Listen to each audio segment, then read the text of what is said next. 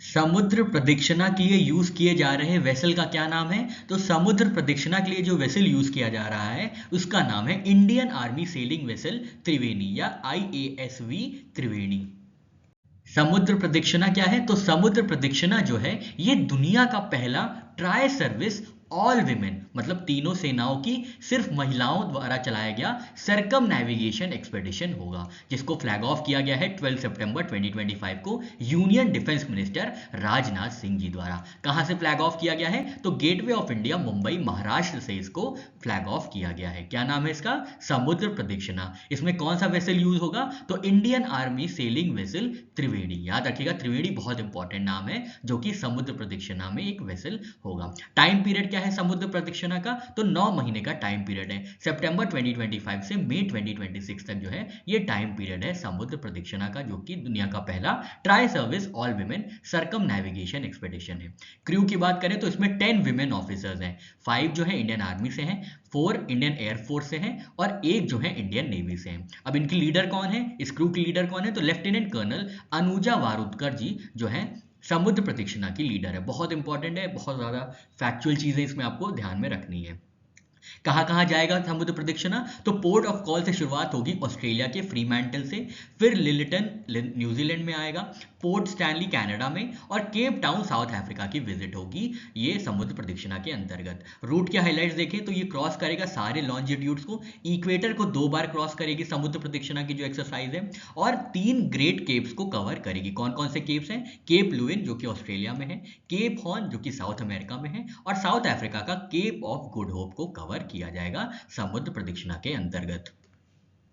सितंबर 2025 में fast track immigration trusted traveller programme में किन नए 5 एयरपोर्ट्स को ऐड किया गया है? तो नए 5 एयरपोर्ट्स जो ऐड किए गए हैं fast track immigration trusted traveller programme के अंदर वो है, पहला है लखनऊ, सेकंड है तिरुवनंतपुरम, थर्ड है कोझिकोड, फोर्थ है तिरुचिपल्ली और फिफ्थ है अमृतसर।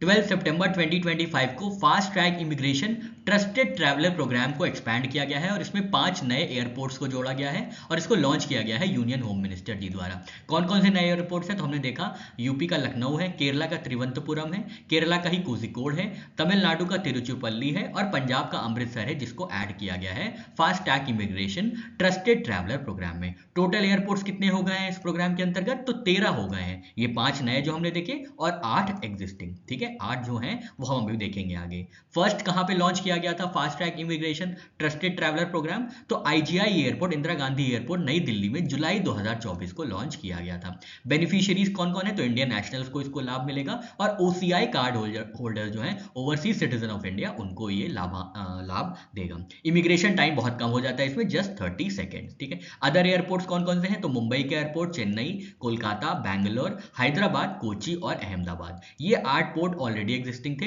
और 5 नए एयरपोर्ट ऐड किए गए हैं। तो टोटल एयरपोर्ट जो हो गए हैं fast track immigration trusted traveller programme के अंदर उनकी संख्या हो गई है 13। प्रधानमंत्री नरेंद्र मोदी जी ने सितंबर 2025 में मिजोरम के लिए पहली राजधानी एक्सप्रेस कौन सी फ्लैग ऑफ की है? तो इस राजधानी एक्सप्रेस का नाम होगा सायरंग दिल्ली राजधानी एक्सप्रेस। सायरंग दिल्ली राजधानी एक्सप्रेस जो है ये मिजोरम से चल के दिल्ली आएगी। प्रधानमंत्री नरेंद्र मोदी जी ने अपनी मिजोरम की यात्रा में, जो कि 13 सितंबर 2025 को हुई थी, वहां पे कुछ इंपॉर्टेंट अनाउंसमेंट्स किए हैं, जिसमें मेजर रेल प्रोजेक्ट जो है वो है बायरबी सायरांग न्यू रेल लाइन। ये पहली डायरेक्ट रेल लाइन कनेक्टिविटी होगी मिजोरम की कैपिटल आइजोल से। मिजोरम जो है ये 4th नॉर्थ ईस्ट कैपिटल बन गई है, जो कि डायरेक्ट रेल लिंक से जुड़ जाएगी आफ्टर गुवाहाटी, अगरतला एंड ईटानगर। नई एक्सप्रेस ट्रेन हमने देखी, सायरंग दिल्ली राजधानी एक्सप्रेस को भी अनाउंस किया गया है। केंद्र सरकार की annual licensing policy opium poppy cultivation 2025-2026 के लिए किन स्टेट्स को कवर किया गया है? तो गवर्नमेंट की annual licensing policy for opium poppy cultivation के लिए मध्य प्रदेश, राजस्थान और उत्तर प्रदेश को कवर किया गया है। Ministry of finance government of India ने लॉन्च किया है annual licensing policy opium poppy cultivation के लिए। कौन से ईयर? 2025-2026 के लिए, जिसका पीरियड होगा 1 अक्टूबर 2025 से 30 सितंबर 2026 तक। और जो इसमें स्टेट्स कवर हुए वो हमने देखा, मध्य प्रदेश, राजस्थान और उत्तर प्रदेश। ज्ञान भारतम मिशन का फाइनेंशियल आउटले कितना है साल 2024 से 2031 के लिए? तो 482 करोड़ रुपए जो है फाइनेंशियल आउटले है ज्ञान भारतम मिशन का, जिसका टाइम पीरियड है 2024 से 2031 तक। ज्ञान भारतम इंटरनेशनल कॉन्फ्रेंस का पहला संस्करण आयोजित किया गया है नई दिल्ली में 11 सितंबर से 13 सितंबर 2025 के बीच में, और इसकी थीम होगी reclaiming India's knowledge legacy through manuscript heritage. याद रखिएगा, ये इंपॉर्टेंट थीम है ज्ञान भारतम इंटरनेशनल कॉन्फ्रेंस की, जिसको पहली बार आयोजित किया गया है नई दिल्ली में मिनिस्ट्री ऑफ कल्चर द्वारा। इसको चेयर किया गया है गजेंद्र सिंह शेखावत जी द्वारा, जो कि यूनियन कल्चर मिनिस्टर है, और एड्रेस किया गया था प्रधानमंत्री नरेंद्र मोदी जी द्वारा। यहाँ पे दो इंपॉर्टेंट लॉन्च किए गए हैं, क्या क्या? ज्ञान भारतम मिशन को लॉन्च किया गया है और ज्ञान भारतम मिशन पोर्टल को भी लॉन्च किया गया है।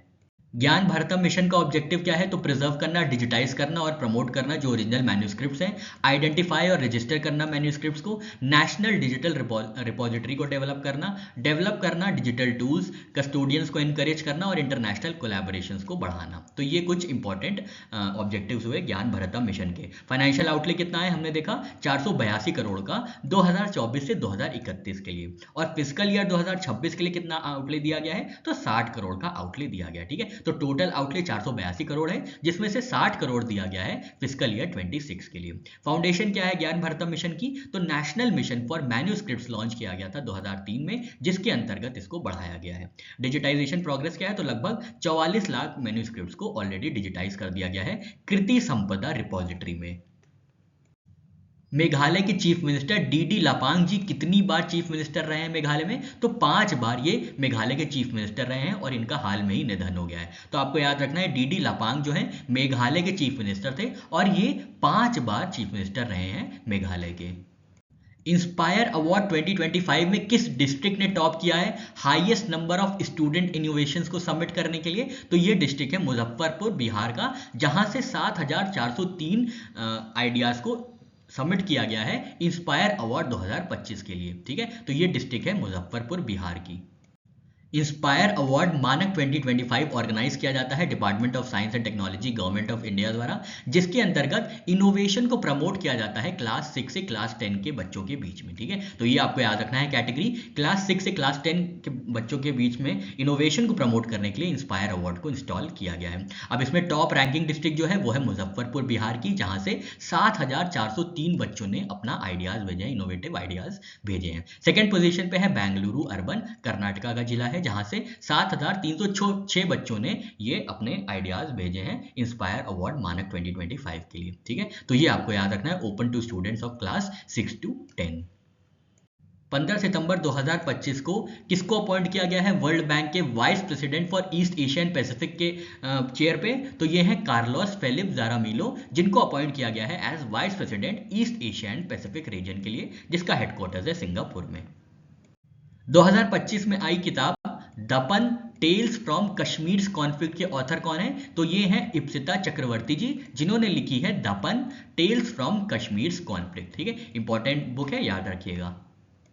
वर्ल्ड बैंक के मिल्कन PFAM प्रोग्राम 2025-2026 के लिए EPFO के किस ऑफिसर को सेलेक्ट किया गया है? तो EPFO ऑफिसर हैं विवेकानंद गुप्ता जी, जिनको वर्ल्ड बैंक मिल्कन PFAM प्रोग्राम के लिए सेलेक्ट किया गया है। इंपॉर्टेंट नाम है, याद रखेगा, विवेकानंद गुप्ता, और ये EPFO ऑफिसर हैं।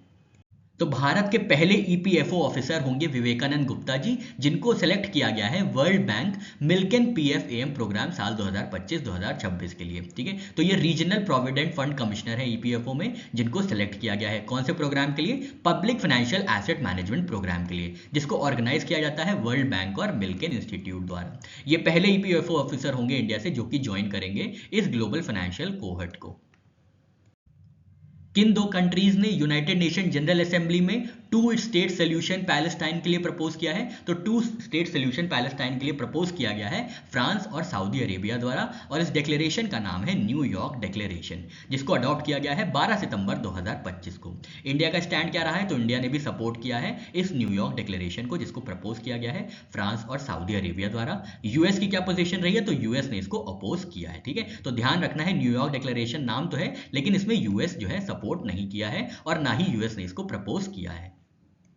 Agriculture product export development agency का पहला रीजनल ऑफिस बिहार में कहाँ खोला गया है और किसने इनॉग्रेट किया है? तो बिहार में पटना में पहली बार खोला गया है अपीडा का रीजनल ऑफिस, जिसका इनॉग्रेशन किया गया है union commerce and industry minister Piyush Goyal ji द्वारा। तो अपीदा का पहला रीजनल ऑफिस बिहार में खोला गया है, पटना में, जो कि बूस्ट करेगा बिहार के एग्रीकल्चरल एक्सपोर्ट्स को। स्पेशल माइलस्टोन क्या है, तो यहाँ से 7 मेट्रिक टन जो है जीआई टैग्ड मिथिला मखाना भेजा गया है न्यूजीलैंड, कनाडा और यूएसए में। ठीक है, तो ये आपको याद रखना है, मिथिला मखाना जो है एक्सपोर्ट किया गया है न्यूजीलैंड में, कनाडा में और यूएसए में। बिहार के जीआई प्रोडक्ट्स कौन कौन से हैं? मिथिला मखाना है, शाही लीची है, जर्दालू मैंगो है और मगही पान है। इंटरनेशनल डे ऑफ डेमोक्रेसी 2025 की थीम क्या है? इंटरनेशनल डे ऑफ डेमोक्रेसी 2025 की थीम है achieving gender equality action by action. और इंटरनेशनल डे ऑफ डेमोक्रेसी को हर वर्ष ऑब्जर्व किया जाता है 15 सितंबर को। तो इस वर्ष 15 सितंबर 2025 को ऑब्जर्व किया गया इंटरनेशनल डे ऑफ डेमोक्रेसी।